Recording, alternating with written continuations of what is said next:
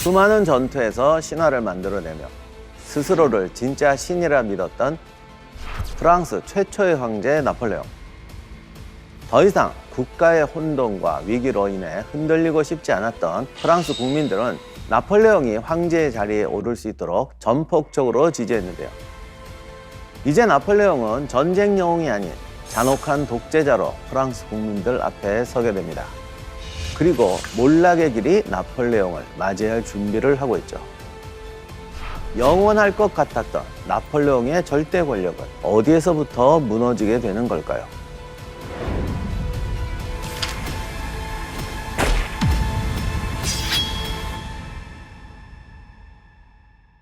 안녕하세요. 세상의 모든 전쟁사를 읽어드리는 전쟁사 읽어드립니다. 역사학자 임용환입니다.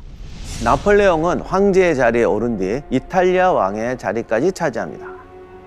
또한 나폴레옹은 아우스터리츠에서 자신의 군사적 천재성을 드러내면서 반벌 동맹을 맺었던 오스트리아와 러시아 군대를 차례로 격파합니다. 나폴레옹 전쟁 중 최고의 걸작이라고 불리는 아우스터리츠 전투에서 승리하면서 나폴레옹은 서유럽의 지배자가 됩니다. 그러나 나폴레옹의 전성기 때 나폴레옹 최대의 위기가 다가옵니다. 바로 영국이죠. 나폴레옹이 황제가 된 후 대부분의 유럽 국가가 프랑스 영향 아래 있었지만 통치는 쉽지 않았습니다. 특히 영국이 문제였어요. 프랑스군은 해전에서는 영국을 당할 수가 없었습니다. 프랑스하고 영국 사이 바다는 얼마 안 되는데 거기를 건너가다가는 그냥 바다에서 수장될 수도 있고 도저히 영국을 접목할 수가 없었어요. 그러자 나폴레옹은 한 가지 아이디어를 냅니다. 바로 대륙 봉쇄령이죠. 유럽 대륙 내에서 영국과 교역을 하지 못하게 한 겁니다. 간단히 말하면 군사적으로 정복할 수가 없으니까 경제적 봉쇄를 통해서 항복을 받아내자는 생각이었죠. 나폴레옹은 이렇게 말합니다. 나는 육상의 힘으로 바다를 정복할 것이다. 나폴레옹은 대륙 봉쇄령을 통해서 영국에 엄청난 타격을 가할 수 있을 것이다. 그리고 강화를 체결하게 강제할 수 있는 유일한 수단이라고 판단했습니다. 하지만 전혀 그렇지 않았죠. 오히려 영국 경제에 타격을 주려고 했던 대륙 봉쇄령이 유럽 경제에 타격을 줍니다. 뿐만 아니라 이 대륙 봉쇄령으로 인해서 나폴레옹을 몰락의 길로 인도한 러시아 원정이 시작되게 됩니다. 또 위기가 하나 더 있었는데 나폴레옹은 친인척과 부하 관리에 완전히 실패합니다. 나폴레옹이 황제가 돼서 나폴레옹 법전을 제정하고 할 때는 나름 이상이 있었습니다. 내가 비록 지금 강압적인 수단을 쓰긴 하지만 양심적이고 현명하고 근대적인 군주가 통치를 해서 이전보다 훨씬 더 자유롭고 효율적인 국가를 제공하겠다라는 이상을 가지고는 있었어요.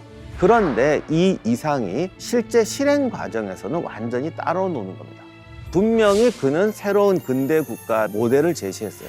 그러나 그것을 시행하는 과정에서 부정부패, 강압, 탄압, 국가적, 민족적 대립 때문에 나폴레옹은 독재자라는 불만이 전 유럽에 퍼지게 됩니다.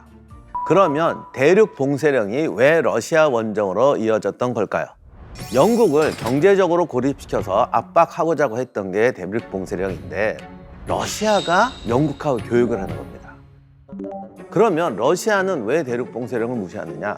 유럽의 정세를 보니까 나폴레옹하고 러시아가 협력해봤자 유럽을 하나의 강대국으로 키워줄 것 같단 말이에요. 그러면 러시아 입장에서는 영국하고 손을 잡고 나폴레옹을 압박해서 유럽을 분열시켜 놓는 게 낫죠. 그러면 나폴레옹 입장에서는 대륙 봉쇄령 자체가 문제였다는 걸 빨리 깨달아야 되는데 인간이 항상 무슨 문제가 생기면 남 탓하는 습관이 있어요. 나폴레옹도 문제의 본질을 보지 못하고 영국과 러시아 때문이야. 그런데 영국은 팰 수가 없으니까 땅으로 연결되어 있는 러시아로 가자. 이렇게 돼서 러시아 원정을 준비하게 되는 거죠. 또한 그는 나름 꿈도 있었던 것 같아요. 러시아 정복이라는 아무도 해내지 못한 군사적 고압에 도전한다. 나폴레옹은 이걸 달성하면 알렉산드로스보다도 더 위대한 군사적 천재로 역사에 남을 것이고 전 유럽이 자신의 광채에 굴복할 것이라고 믿었던 것 같습니다. 나폴레옹은 이렇게 말합니다. 러시아로 인해 우리가 불명예와 전쟁의 기로에 섰다. 어느 쪽을 선택할지 의심의 여지가 없다. 내만강을 건너자. 우리가 이룰 평화는 지난 50년간 러시아가 유럽에 행사해온 악독한 영향력을 끝장낼 것이다. 라고 전쟁 공보를 발표합니다. 1812년 6월 나폴레옹은 60만 명의 군인을 이끌고 러시아로 향합니다. 이렇게 거대한 대군을 동원할 수 있었던 이유는 실제로 약 50% 또는 50% 미만이 프랑스군이고 나머지는 오스트리아, 프로이센, 이탈리아, 폴란드, 독일, 스위스, 네덜란드, 포르투갈, 심지어 알바니아군까지 동원한 유럽 역사상 보지 못한 연합군이 형성이 됐습니다. 이 중에서 가장 많은 병력을 보냈던 나라는 의외로 폴란드입니다. 당시 폴란드는 러시아의 압박을 받고 있었죠. 나폴레옹은 폴란드 왕에게 우리가 러시아의 압박에서 구해주고 너희를 완전한 자주독립국으로 만들어주겠다 라고 해서 폴란드 대군을 동원하고 또 이것을 러시아 침공의 명분으로 삼습니다. 나폴레옹은 징집, 배치, 병참, 지원시설, 보급품 목록 등 이 어마어마한 군대를 조직하고 편성하는데 자신의 탁월한 재능을 다시 한번 발휘합니다. 그런데 이때 한 가지 문제가 터집니다. 나폴레옹은 황제가 되고 나서부터 살이 찌기 시작합니다. 그러나 나폴레옹의 비만과는 비교가 되지 않을 정도로 러시아 원정군도 비대해집니다. 초기 전투에서 나폴레옹은 성공을 거둡니다. 나폴레옹의 대군이 러시아로 들어갔을 때 러시아 내부의 군대도 내부적으로 심하게 대립하고 있었습니다. 그리고 서로 협조가 전혀 되지 않아서 초전에서 계속 밀리고 후퇴하게 됩니다. 후퇴하는 러시아군을 몰아치듯 추격하던 나폴레옹은 이때 대승리를 거둘 수 있었습니다. 그러나 러시아군을 섬멸할 기회를 잡았던 우익 남부군이 꾸물거리면서 그 기회를 놓치게 됩니다. 이때 남부군을 지휘하던 사람이 나폴레옹의 막내 동생 제롬이었는데 나폴레옹이 화를 내자 제롬은 그냥 사표 쓰고 프랑스로 돌아가 버립니다.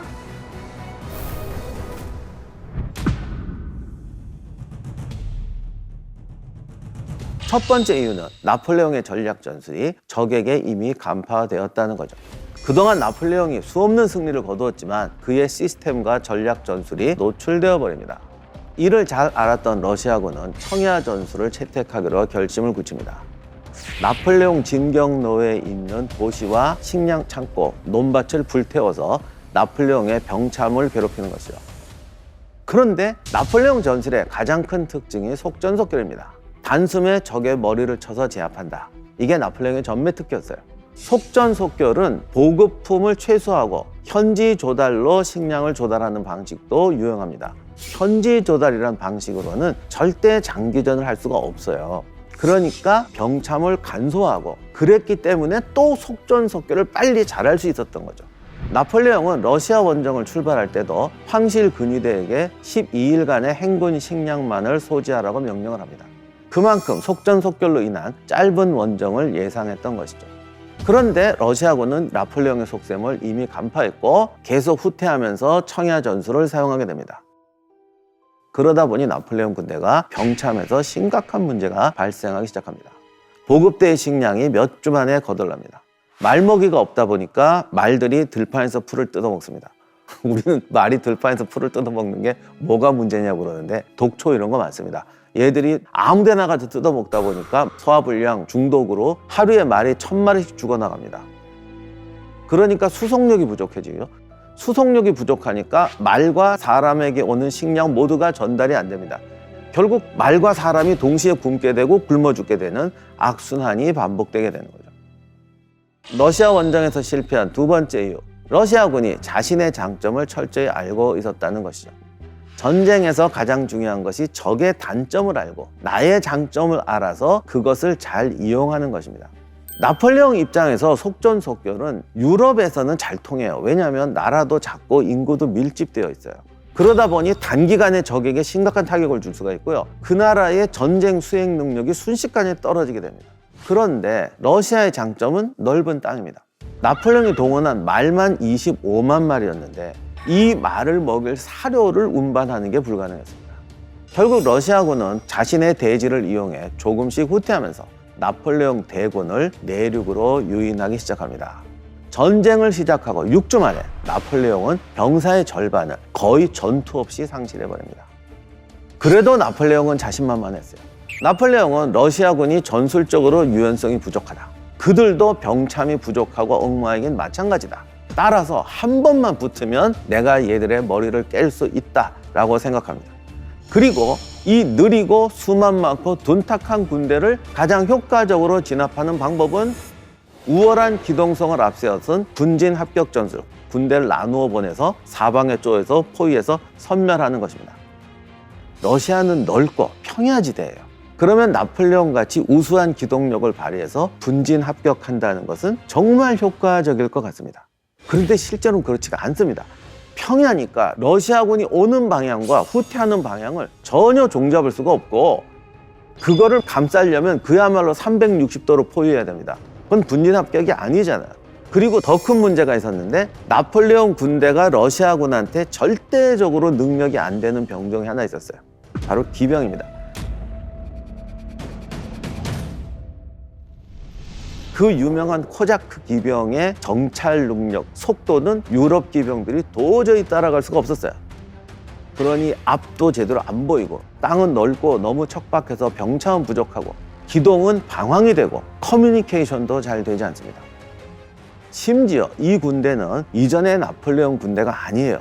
전투 의지, 충성심, 기동성, 이런 모든 장점을 상당히 잃고 있었습니다.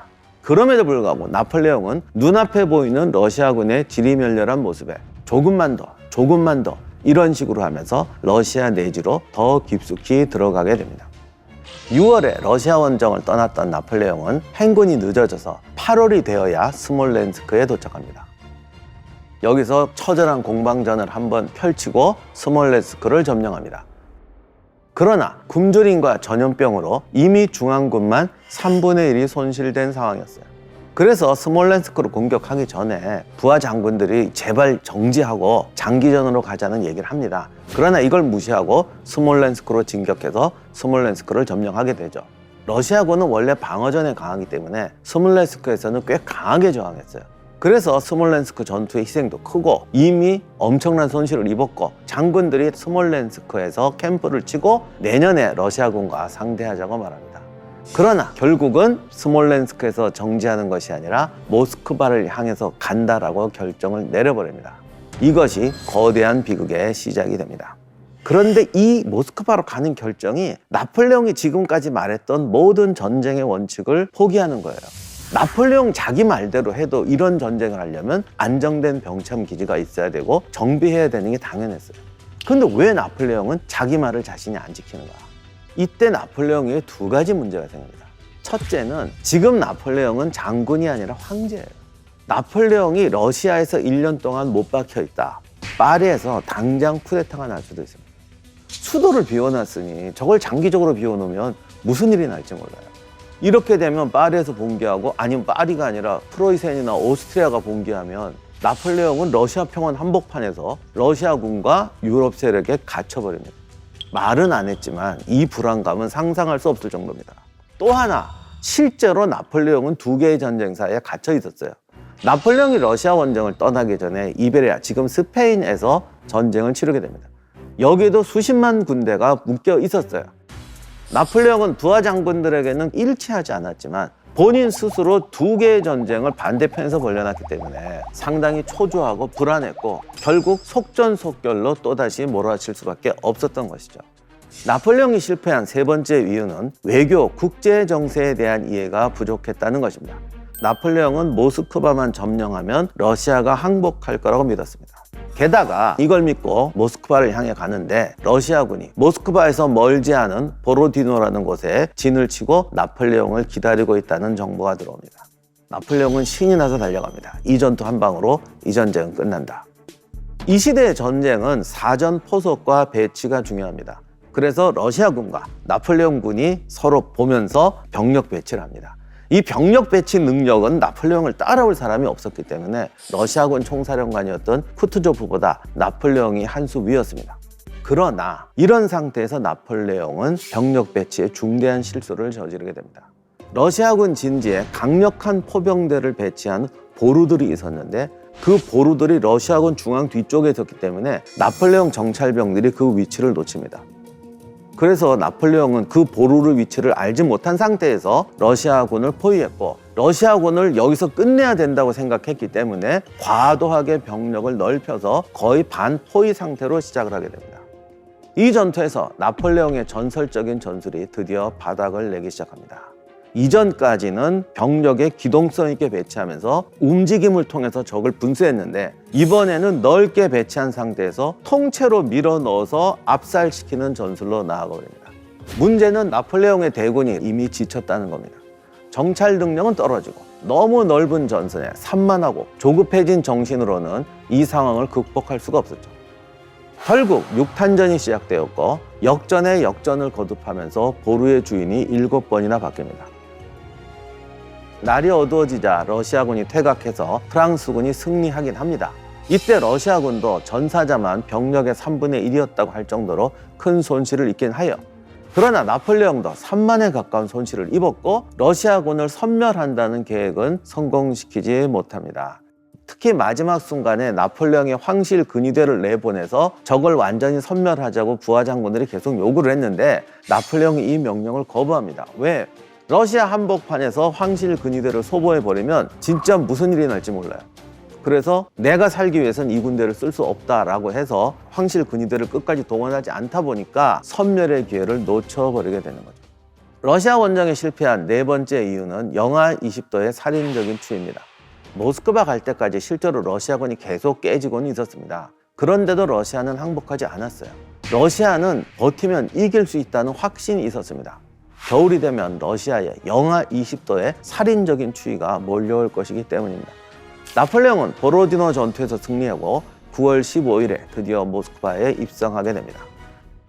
그러나 도시는 이미 텅 비어 있었어요. 나폴레옹은 크레물린 궁으로 향했는데 그것도 비어 있었습니다. 모스크바를 정복하는 것은 러시아의 항복을 받아내려고 한 건데 모스크바 크레물린 궁이 텅 비었다는 것은 모스크바를 뺏겨도 우리는 항복을 안 한다는 뜻이거든요. 그래도 희망을 버리지 않습니다. 쟤들이 크레물린을 떠나서 지금 야제에서 자니까 춥고 배고플 거고 한 며칠 있다 보면 생각이 바뀌지 않을까. 그런데 이 기대는 24시간도 가지 않습니다. 그날 밤에 모스크바에 대화재가 발생합니다. 러시아 사람들은 우리는 모스크바를 빼앗겨도 항복하지 않는다는 걸 증명하기 위해서 자기들이 아예 불을 질러버립니다. 사흘 동안의 화재는 계속되었고 모스크바의 3분의 2가 잿더미가 됩니다.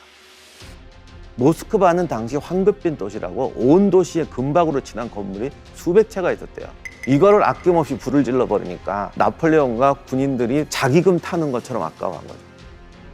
물론 그 와중에도 다음날 잿더미에서 녹은 황금을 건져서 모스크바에서 황금만 5,300kg을 수확했다고 합니다. 저 같으면 그냥 그거면 충분히 이거 건졌다 싶어서 빠져나올 것 같은데 그런데 나폴레옹은 이 짜르와의 강화 조약에 미련을 버리지 못해서 그 불탄 모스크바에서 무려 5주를 버팁니다. 이때가 또 희한하게 러시아가 평년 기온보다 따뜻했습니다. 그래서 계속 오늘 내일 기다리고 있었는데 갑자기 온도가 급전직하하기 시작합니다. 그제야 나폴레옹이 아차 싶어서 퇴각을 결정합니다. 10월 18일에 나폴레옹과 그의 군대가 모스크바를 떠납니다. 모스크바를 출발할 때 나폴레옹의 목표지는 스몰렌스크였습니다. 스몰렌스크까지 가서 겨울을 나자. 그러나 이미 자신감을 상실했던 나폴레옹은 스몰렌스크로 직행하는 걸 피하고 남쪽으로 우회하기 시작합니다. 러시아 군대는 나폴레옹 군대의 진로 따위는 얼마든지 알아낼 수 있었기 때문에 우회를 하자 군대가 그쪽으로 이동합니다. 게릴라 부대는 계속 후방을 공격하고 전면에서는 대군이 기다리면서 나폴레옹을 괴롭힙니다. 나폴레옹 군대는 보급품은 털리고 전선의 군인들은 잠도 못 자고 추위와 포탄에 두들겨 맞으면서 전진해야 했습니다. 10월 25일이 되자 나폴레옹은 이대로 우크라이나로까지 진군할 것이냐 아니면 다시 돌아서서 스몰렌스크로 갈 것이냐 가지고 회의를 하게 됩니다. 부하 장수들이 이미 이렇게 됐으니까 우크라이나로 그냥 가자고 그래요. 여기서 나폴레옹이 북쪽으로 다시 올라가서 스몰렌스크로 향하기로 합니다. 전쟁사 연구가들은 이 결정이 나폴레옹의 러시아 원정 중에서 최악의 치명적인 결정이었다고 말합니다. 이렇게 나폴레옹이 우왕좌왕하면서 시간을 낭비하는 사이에 따뜻하던 가을이 이상한파로 급변하기 시작합니다. 이때가 얼마나 추웠는지 발가락은 동상에 걸려 떨어져 나가고 전염병까지 돌아서 아사자, 부상자가 속출합니다. 자고 나면 시체가 생기니까 강을 건너는 다리가 손상되었을 때 나무가 아닌 시체들을 붙여서 다리 기둥으로 삼았다고 합니다. 병사들은 살아남기 위해서 말이 죽으면 바로 배를 갈라서 내장을 꺼내 먹고 빵 하나 때문에 옆 사람을 죽이는 일까지 벌어집니다. 러시아군은 나폴레옹 대군과 나란히 전진하면서 이탈자, 부상병, 그들이 버리고 간 약탈품을 다시 거둡니다. 심지어 동맹군들이 러시아군의 집단으로 항복해서 러시아군에 가담하는 현상도 발생합니다. 그리고 나폴레옹이 러시아에서 고전하자 오스만과 스웨덴이 바로 러시아와 동맹을 맺습니다. 11월 중순이 되자 기온은 영하 30도까지 떨어졌고 러시아군의 공격이 시작됩니다. 나폴레옹 대군은 전멸의 위기를 가까스로 모면했지만 이건 장부상으로 모면한 것이고 러시아 원정에서 52만 명이 사라집니다. 각 부대마다 생환자는 3%에서 5% 정도였습니다. 나폴레옹이 보로디노에서 아꼈던 황실 근위대도 5만 1천 명 중에 2천 명만이 생환합니다. 가장 중요한 건 무적이라던 나폴레옹의 군사적 명성이 산산조각이 나버린 것이었습니다. 러시아 원정 중에 나폴레옹의 마지막 명예마저 추락해버립니다. 나폴레옹 군대가 거의 소멸했다는 소문이 돌자 파리에서 쿠데타가 일어나려고 합니다. 그 소식을 들은 나폴레옹은 부하 장군인 미라에게 뒷일을 맡기고 소수의 호위병만 데리고 황급히 러시아를 빠져나갑니다. 남겨진 병사들은 신이 우리를 버렸다라고 울부짖으며 통곡했다고 합니다. 나폴레옹의 원정이 실패로 돌아가자 프랑스에게 짓눌렸던 주변국들이 동기합니다. 100만 대군 규모의 반불동맹 군대가 결성됩니다. 1814년 3월 31일 반불동맹 연합군이 파리에 입성합니다. 그 후 영국, 오스트리아, 러시아가 압박을 해오자 나폴레옹은 자신과 자신의 후계자가 프랑스 왕위를 포기하겠다는 조약을 작성합니다. 반불동맹은 프랑스를 혁명 이전 상태로 되돌리기 위해서 영국에 망명해서 숨어 살던 루이 18세를 프랑스로 데려와 왕의 자리에 앉힙니다. 이렇게 해서 부르봉 왕조가 다시 부활합니다. 그리고 나폴레옹은 퇴위해서 토스카나 해안에서 10km 정도 떨어진 지중해에 있는 엘바 섬으로 유배됩니다. 엘바 섬은 코르시카와 이탈리아 사이에 있는 총알 모양으로 생긴 섬입니다. 그래도 나폴레옹은 엘바 섬으로 유배되지만 엘바 섬을 자기 영주로 삼아서 통치할 수 있는 권한은 가집니다. 그러면 이렇게 돼서 엘바 섬의 섬 주인이 되면서 나폴레옹의 운명은 끝나는가? 나폴레옹의 일생에서 가장 극적인 역전이 기다리고 있습니다. 나폴레옹은 연합군에게 항복을 제의할 때부터 자신이 항복하면 부르봉 왕조가 돌아올 거라는 걸 예측했던 것 같아요. 그리고 부르봉 왕조가 돌아오면 프랑스에서 어떤 일이 벌어질 것인가? 이 모든 것을 이 천재는 예측하고 엘바 섬에서 때를 기다리게 됩니다.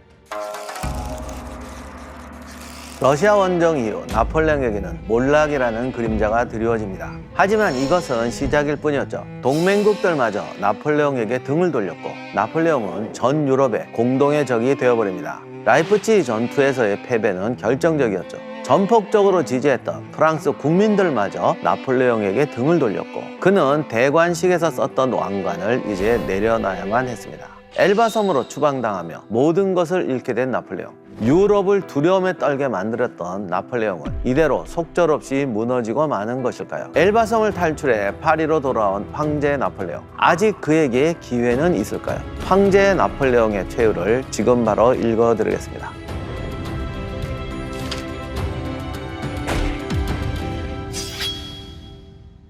안녕하세요. 세상의 모든 전쟁사를 읽어드리는 역사학자 임용환입니다. 나폴레옹은 패장으로 적국의 지하 감옥에 갇히지 않고 부르봉 왕가의 루이 18세에게 권력을 양도하고 퇴위한 뒤에 엘바 섬으로 추방당합니다. 나폴레옹은 한번 자살을 시도했는데 충동적인 행동이었는지 쇼였는지는 알 수가 없습니다. 다만 나폴레옹이 먹은 독약이 오래돼서 그렇는지 처방을 잘못해서 그런 건지 쇼여서 그랬는지 하여간 위경련 수준의 고통만 주고 끝났다고 합니다. 그런데 나폴레옹은 이때 엘바 섬에서도 여전히 황제의 칭호를 소지했습니다. 연간 250만 프랑의 연금을 받으며 엘바 섬을 통치하겠다는 조건을 항복 조건으로 제시했었죠. 그리고 이 협상에 성공합니다. 나폴레옹과 동시대를 살았던 사람들과 측근들은 그의 이런 능력에 혀를 내두릅니다. 당시 엘바섬 주민은 12,000여 명에 불과했습니다. 엘바에 간 나폴레옹은 섬의 주인으로 살기로 한 것처럼 엘바섬의 통치에 열을 올립니다.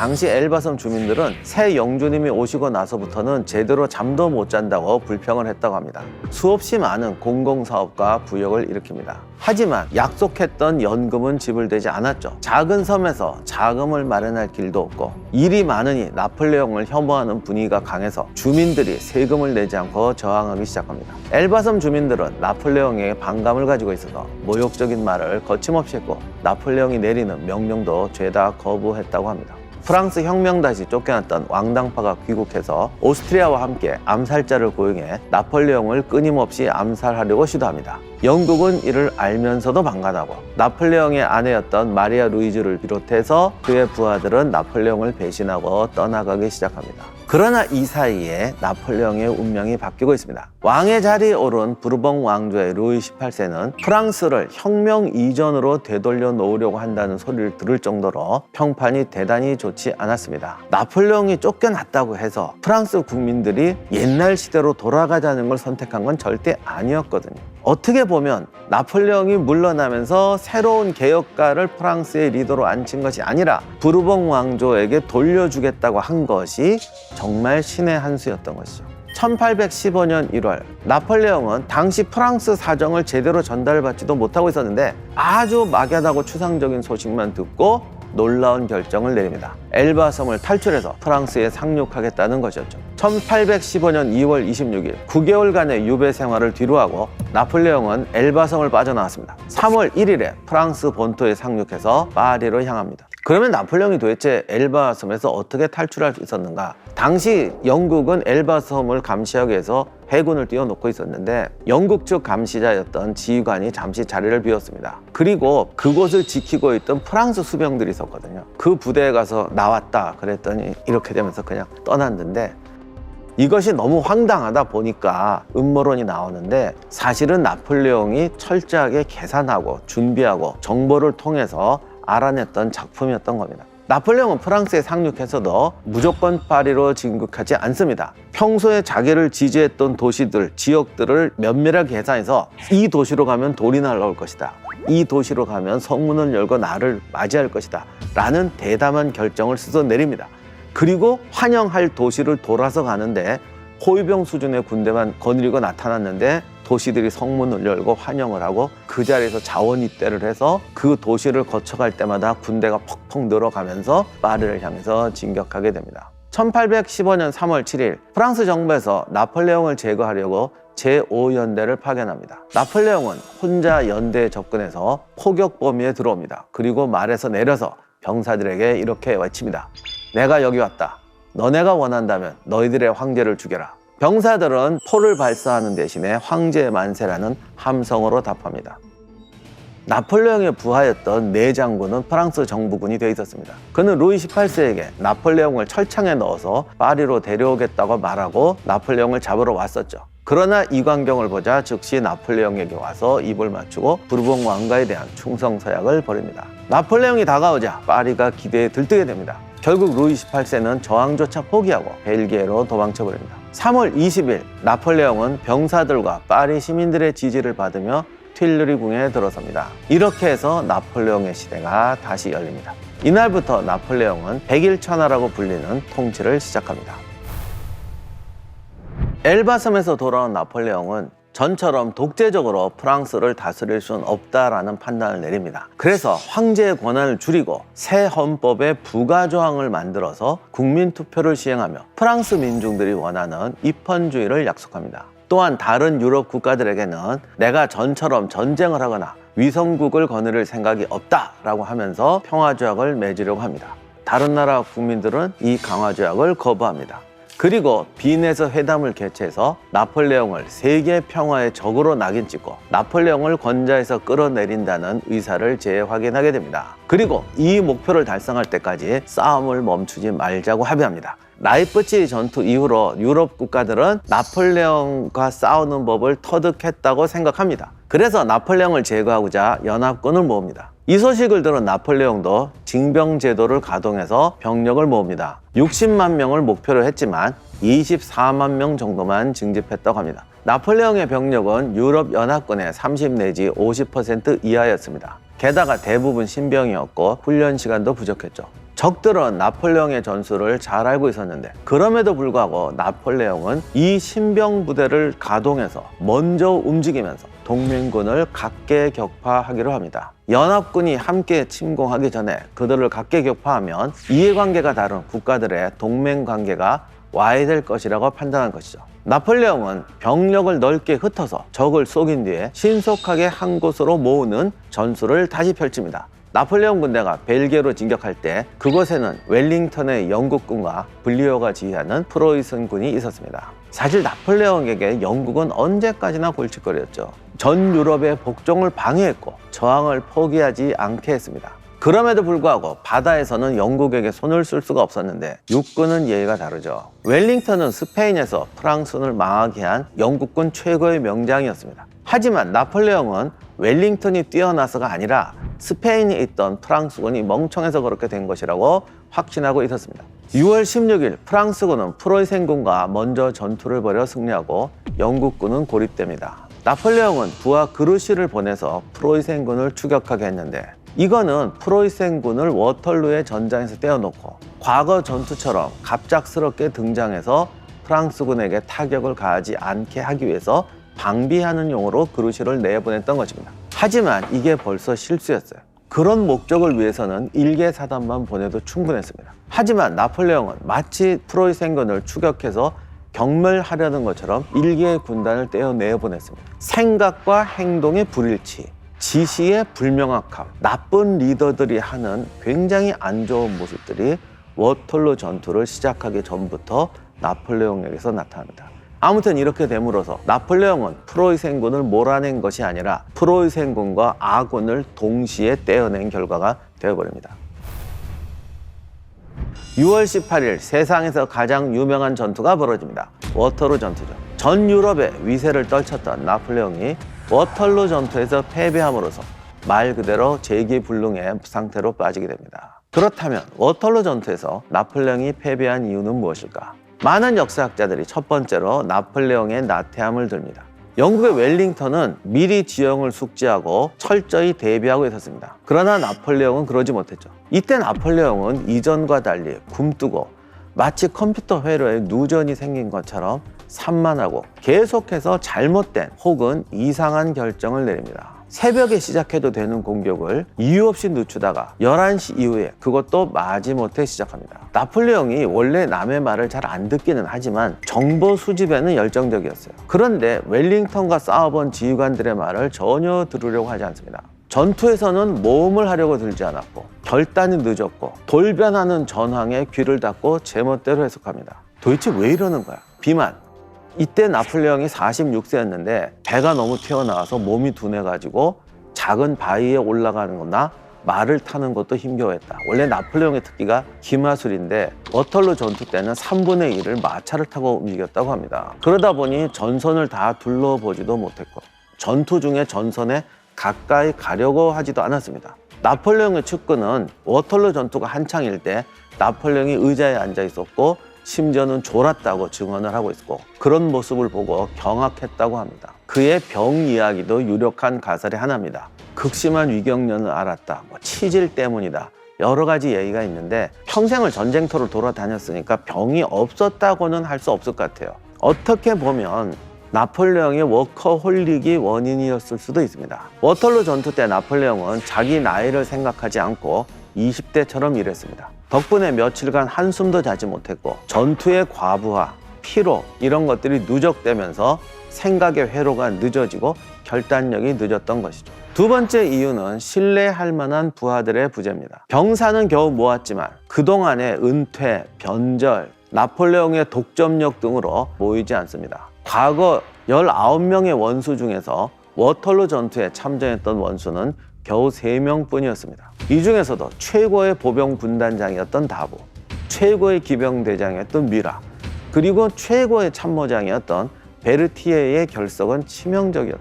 다부는 나폴레옹을 찾아왔어요.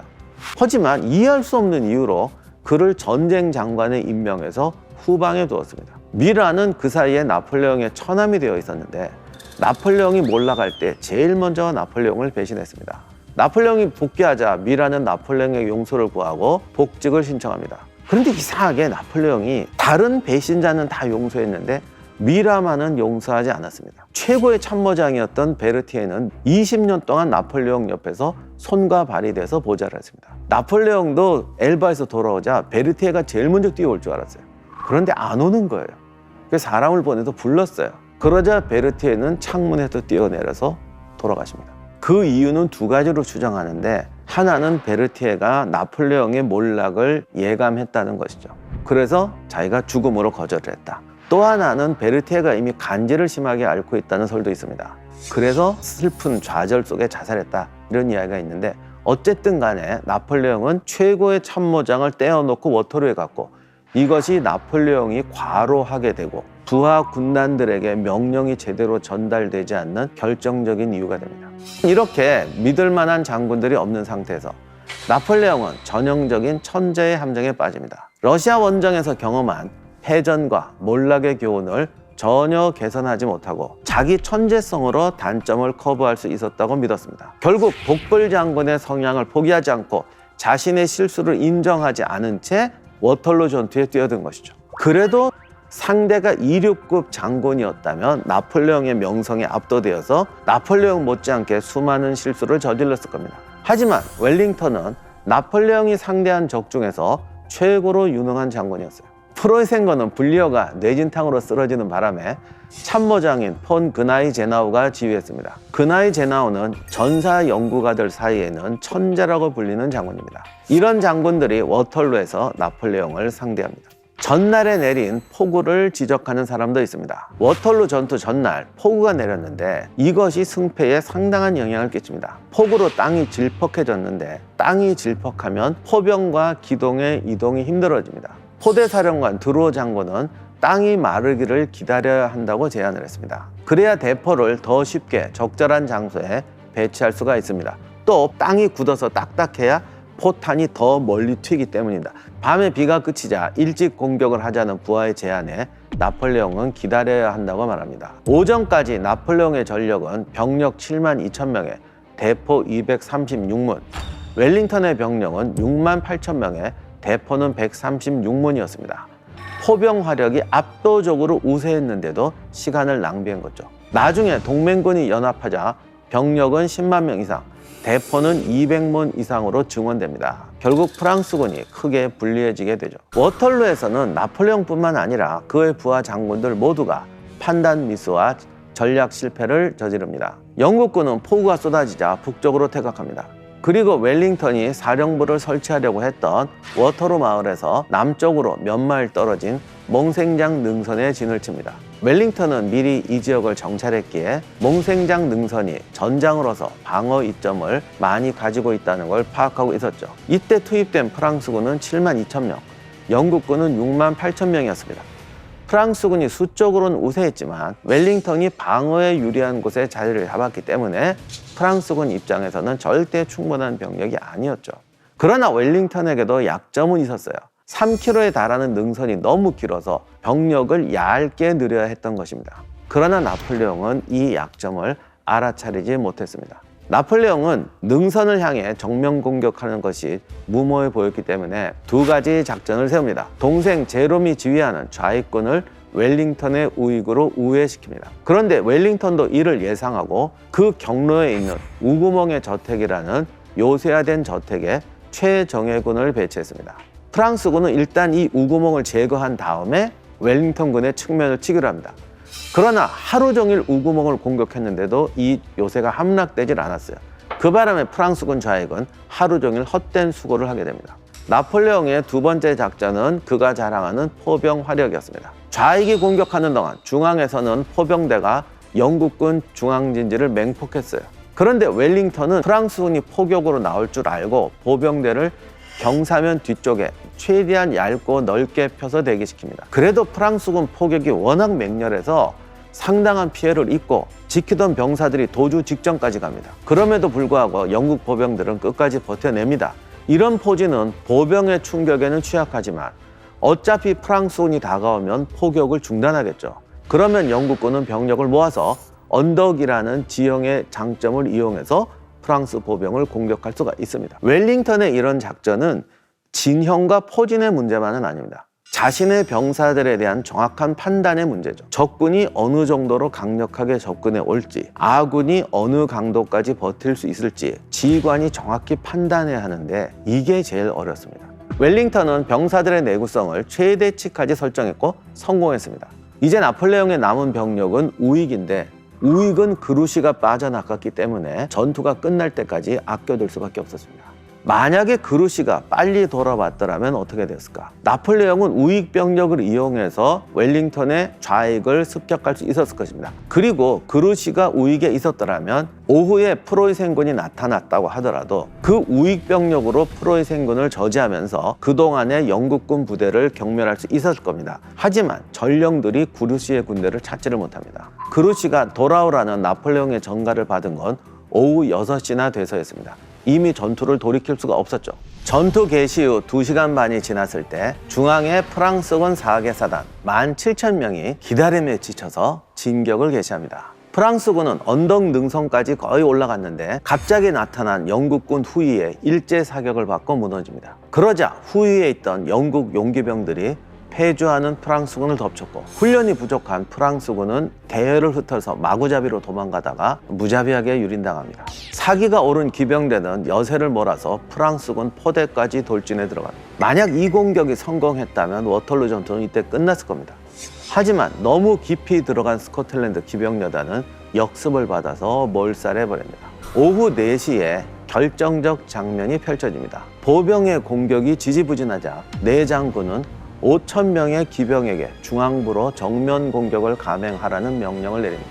영국군은 보병들이 방진을 치고 맞섰는데 이 장면은 근대 전쟁에서 가장 대규모적 기병 돌격이었고 동시에 기병의 종말을 알리는 장엄한 전주곡이 되고 맙니다. 방진을 친 병사들 주변으로 어마어마한 기병대가 뱅글뱅글 돌면서 돌진하는 정말 멋진 장면이 펼쳐집니다. 그러나 기병들이 끝내 보병들의 방진을 뚫지 못하죠. 그렇다고 해서 기병들이 허망하게 격퇴된 건 아니었어요. 영국 보병들도 수많은 희생자를 내면서 사력을 다해 싸웠고 승리하기는 했지만 다들 거의 틀렸다는 생각까지 했다고 합니다. 기병 돌격의 승패를 좌우하는 것은 타이밍과 방향입니다. 어느 순간에 어느 방향을 칠 것이냐. 이것은 오직 기병 지휘관의 판단에 의존할 수밖에 없습니다. 프랑스군은 기병의 돌격 타이밍에서 완전한 실수를 저질렀고 보병과 포병의 엄호 없이 기병을 단독으로 돌격시키는 실수를 저질렀습니다. 오후 5시가 되었습니다. 보병과 기병 돌격이 무너졌지만 프랑스군을 지휘하던 내장군은 뚝심으로 유명한 장군이었죠. 그는 기병의 실패에도 굴하지 않고 남은 보병 5,000명을 중앙에 추가로 투입합니다. 결국 영국군이 무너집니다. 중앙에서 버티던 영국군의 전초인 라에센트라는 요새가 함락됩니다. 웰링턴은 급하게 중앙에 보병과 포병을 증원하게 되죠. 그런데 문제는 요 직전인 4시경에 나폴레옹의 우익에 갑작스럽게 대군이 출현합니다. 나폴레옹은 그루시가 돌아오는 줄 알았는데 그루시가 아니라 프로이센군이었어요. 프로이센 주력이 영국군에 합류하면 나폴레옹의 전투는 끝납니다. 하지만 나폴레옹은 여기서 전투를 포기해도 끝이었어요. 결국 나폴레옹과 네이는 최후의 승부를 걸게 됩니다. 프로이센군이 다가오고 있었지만 영국군의 약화된 중앙 방어선에 총공격을 가하기로 합니다. 네이는 나폴레옹의 근위대 투입을 요청합니다. 보르디노에서의 실수를 기억하는 나폴레옹은 잠시 망설이다가 근위대를 넘겨주었어요. 그런데 사실은 이때도 30%만 투입합니다. 그럼 나머지는 어디 뒀냐? 동쪽에서 다가오고 있는 프로이센을 방어하기 위해서 측면으로 보냅니다. 겨우 30분의 시간을 벌기 위해서 전력의 70%를 그쪽으로 보내고 중앙 공격을 약화시켜버린 겁니다. 게다가 근위대 투입을 망설이는 바람에 영국군이 그 사이에 중앙에 구멍을 메워버립니다. 근위대는 역전의 노병들이었지만 영국군이 강화되었다는 사실을 모른 채 포병의 지원도 없이 오직 용기만으로 능선으로 올라갑니다. 그들이 능선에 올라갔을 때 영국군이 나타나서 일제 사격을 퍼붓는데 이때 영국군의 사격이 너무 정확해서 15% 정도가 한꺼번에 쓰러집니다. 오후 8시 나폴레옹은 패배를 인정하고 전장에서 도주합니다. 차라리 일찍 패배를 인정하고 질서 있게 후퇴했더라면 프랑스군의 희생이 덜했을지도 모릅니다. 그러나 마지막 순간까지 버티다가 그의 왕관, 무기, 일용품을 실은 마차까지 내버리고 도주합니다. 이렇게 해서 워터루 전투는 나폴레옹의 비참한 실패로 끝납니다. 나폴레옹은 그 죽을 때까지 다시 해볼 수만 있다면, 내가 도저히 질 수 없는 전투였는데 졌다라는 말을 수없이 반복하면서 워털루 전투를 아쉬워했다고 합니다. 한 전사 연구가는 워털루 전투가 세상에서 제일 많이 연구된 전투라고 말합니다. 아마 가장 감정 개입이 심한 연구도 워터루 전투일 겁니다. 영국인들은 프랑스에 대한 악감정이 있고 그들의 영웅인 웰링턴을 칭송하기 위해서, 나폴레옹의 팬들은 안타까운 마음에서 워터루 전투를 복귀합니다. 그러다 보니 워터루 전투의 진상은 점점 더 미로가 되어가고 있습니다. 그러나 나폴레옹 스스로 이런 말을 했습니다. 전쟁에서 승리는 언제나 실수를 가장 적게 저지르는 자에게 간다. 자신이 워터루 전투에서 너무 많은 실수를 저질렀다는 걸 인정하는 말이죠. 파리로 돌아온 나폴레옹은 퇴위합니다. 미국으로 망명을 계획했지만 영국 선박이 모든 항구를 봉쇄해서 실패합니다. 7월 15일에 나폴레옹은 영국에 항복합니다. 자기가 골라서 영국에 항복했어요. 본인은 영국으로 망명해서 여생을 보낼 생각이었다고 합니다. 그러나 영국인들도 바보겠어요. 이 위험한 인물에게 또다시 기회를 줄 수 없다. 제2의 엘바는 없다. 라고 결심 단단히 합니다. 영국인들은 나폴레옹을 세인트 헬레나라는 섬으로 보냅니다. 세인트 헬레나는 정말 진정한 절의 고도입니다. 이미 나폴레옹이 유배지에서 탈출한 전력이 있기 때문에 도저히 탈출이 불가능한 곳으로 보낸 거죠. 나폴레옹은 이곳에서 유배 생활을 하면서 회고록을 작성하며 51세의 나이로 유배지에서 사망합니다. 이렇게 해서 18세기를 뒤흔들었던 나폴레옹의 삶은 끝납니다. 나폴레옹에 대해서는 지금도 혁명의 배신자다, 독재자다, 학살자라는 비판을 하는 사람도 있고, 사실은 그가 18세기 이후의 세계, 근대 세계를 만드는 초석을 놓았다고 하는 사람도 있습니다. 하지만 그 두 가지를 인정한 상태에서 나폴레옹에 대한 평가는 달리할 수 있을 것 같습니다.